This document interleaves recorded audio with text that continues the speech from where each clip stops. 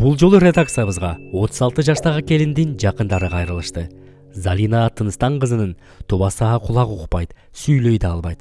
Какаганга муштаган болуп, эми боордун сыйрылысына кабылып, оорудан арылуу үчүн айла таппай турган кези.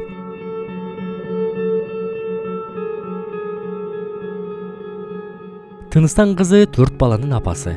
Биздин тартуучу топ анын үйүнө барганда, ал минтип, колун жаңсап, оозу менен айта албаганды көзү менен жеткирип, муңун, арманын айтып берип жатты. Анын оюн бизге кызы Мырзайым Саякбаева түшүндүрүп берип турду.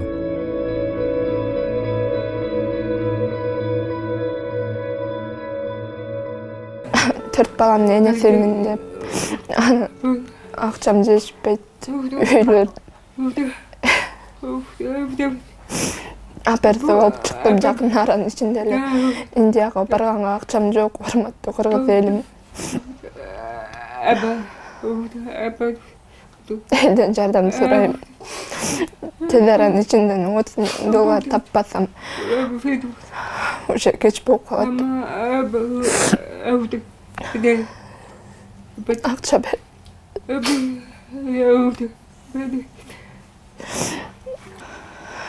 Көптөн бери менин кызым менин жанымда жүрөт, больницада карап жүрөт.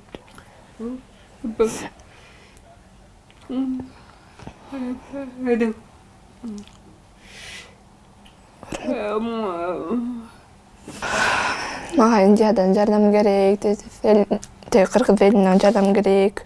Ошо жакын аранын ичинде $30,000 таппасам, ошо мага аперсе акча керек деп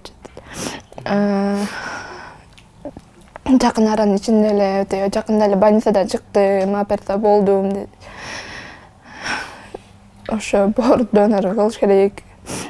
Жашагым келет бул жакта. Менин 4 балам бар, мен өзүм 36 жаштамын. Ошо улуу кызым жанында жүрөт, мени карап жатат, окуусуна бара элек, барбай жатат, мени карап. Учурда карманыбызды анын 16 жашар кызы Мырзайым Саякбаева карап кам көрөт. Ал каражаттын жоктугунан улам, бөйрөгүмдү сатып, акча кылып, апамдын ден соолугуна жумшагым келет дейт. Магазинге келдим, мам ошо печеньканы жакшы көрөт. Алманы да жакшы көрөт, ошо алма ачып берип, ошо больницадан алма ачып берип карап жаттым. Дагы айылдан да энелерим келип бер, апам келип бер. Ошо энелерим да мамамды сагынып кетип, анан азыр аларга чайын жараттап, мамам тамагын даярдап, мамам тамак деле ичпейт, диетасын даярдап, идишин жууп, мамамды карап, анан больницаларда болуп, ошо мамамдын жанындамын. Ошо күндө тоок сорпо ичет, уйдун сорпосун ичет. Ошо көп деле тамак иче албайт. Көп болсо суюк ичет, суу ичет, чай ичет, айран ичет болду. Ошо мамамды жалгыз карайм өзүм. Уже почти 1 ай көп эле болуп калды. Анан мамамды алып барам, перевязкага алып барам, келем, күндө жалгыз карайм, үйдө мама экөөбүз элебиз. Азыр туугандардын үйүндөбүз пока. Анан ошо кыргыз элине суранарым, ошо жардам берсе деп. Ошо мамам үчүн баарын кылат элем, кыла албайм. Ошо антиге ошо апам үчүн боорумду да бөйрөгүмдү да сатканга даяр элем негизи. Апам үчүн баарын кылат элем, бирок колумдан эчтеке келбейт ошо. Даже мен паспорт да ала элекмин. Урматтуу кыргыз элим, кыргызстандыктар, ошо менин апама жардам бериңиздерчи. Мен өзүм 4 тууганмын, атам, апам сүйлөбөйт. Анан менден кичилерим айылда, апам колунда, апам да кары киши, анан уже карабайт, мен да өзүм окуумдан калып, 10 класста окуйм. Ошо Индияга акча топтош керек.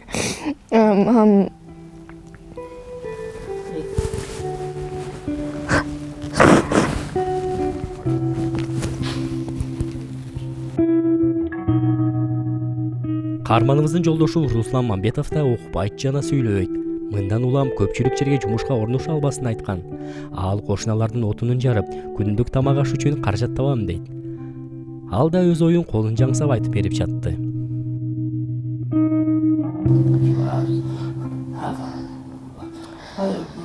Мен азыркы учурда үйдө жүрөм. Аялым больницада.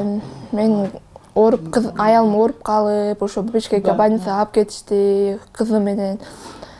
Мен үйдө балдарды карап, кичинекей эң күчү баламды карап, үйдө отун жарып, ошо акчага муктажбыз.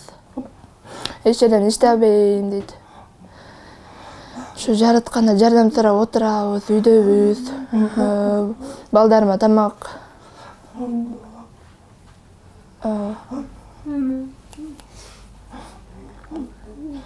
Мен эч жерге бара албайм, дудук укпайт, ошо угуу жагына чектелүү.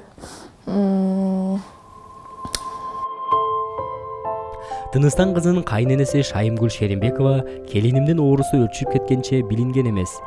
Эртерээк билгенде бул абалга жеткирбей дарылап алат элем деп көзүнө жаш алды. Мен Ысыкөл районунун Саргамыш айылынан келип отурам. Мен бул балдарым, эки балам сүйлөбөйт. Мен ушу уулум бул жаш кезимен эле ашкам өлүп калып, ушу баламды бирөөнүн эшигин каратпайын деп жазабаганды жазап, кандай азаптарды, тосокторду көрүп ушуну бала чакалуу кылып, үйлөнтүп, жайлантып, момдуп балдары чоңоюп, жыргап эми балдары менен өзүнчө өз алдынча оокат кылат. Сүйлөбөсө дагы балдары кичине жөлөктөйт деп турган убакта келиним момундай азаптуу ооруга кабылып, беймазага түшүп отурам.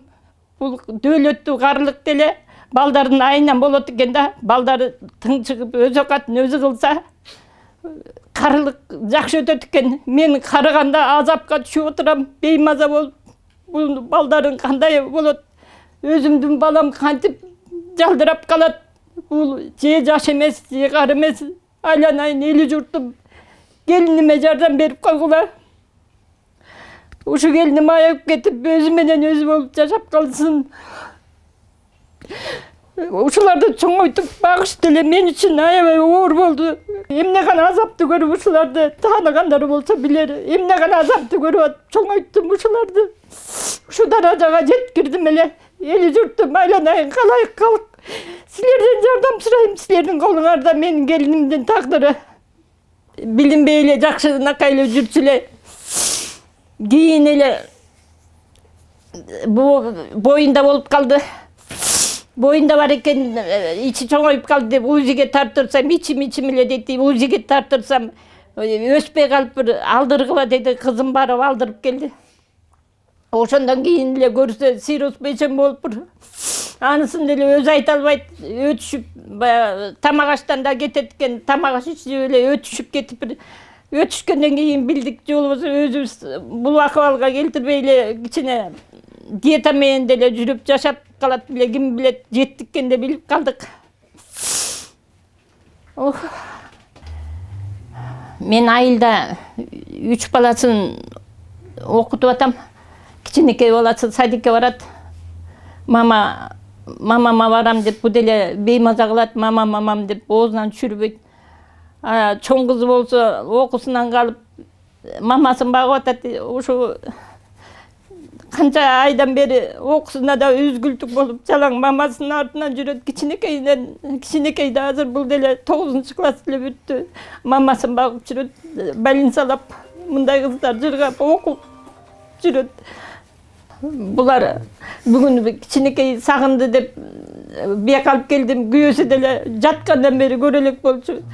Бүгүн барыбыз чогулуп көргөнү келишти. Мен бияктан көрүп кетип жанында болуп жаткам. Анан бары бул сүйлөбөгөнүнө байланыштуу. Өзү алып келе албайт балдарын, мен эшитип келдим. Балдары деле бозала болуп, энесин сагына берет экен. Бул кичинекей баласы садикке барбат эле, мамама качан барабыз деп эле айламды кетире берет. Анан мен папасы алып келе албайт, папасы биякты билбейт дагы. Анан мен эшитип келдим балдарым бүгүн. Эжеси боорум жарым берем деп донор чыгып атат. бирок акча каражатына эле кыйналып атабыз. Айланайын калай жардам бергиле. Келиним аман калсын, балдарына тек болуп сүйлөбөсө дагы.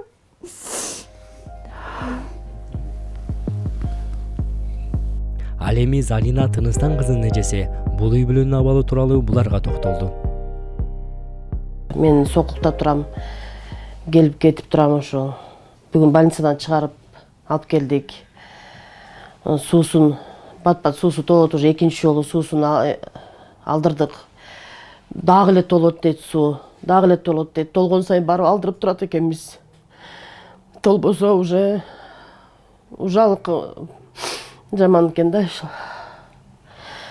Ошол силерден жардам сурайбыз. Кылайм калк, эл журтум жардам бериңиздер. Сиңдим ушу балдардын жанында жүрсүнчү. Ушу балдары апалап жанында жүрсүн. Мына күйөө алам бүгүн Ысык көлдөн келиптир, кудагыйым неберелери менен. Балдар да сагынып кетиптир, ошого келишиптир. Ошол дайым эл журтум жардам сурайбыз сиздерден. Диядан кат келди. Ошо кат менен эми барабыз, Кудайым буйруса. Мынакей, ошо кат келди. Бул УЗИлери ошо баарын топтогула деп топтоп атабыз. Мынакей бул жерде УЗИ 4 F4 деп коет экен, последняя стадия дейт. Ошо последняя стадия экен, тез арадан операция кылгыла, боор алмаштыргыла деп ушинтет. Ошол эл журт ошо мынакей даярданып атабыз. Индияга кетишке документ баары Кудайым буйруса даяр. Бир гана ошо каражатыбыз эле жетишпей атат. Каражатыбыз болсо эле болду, жөнөйбүз.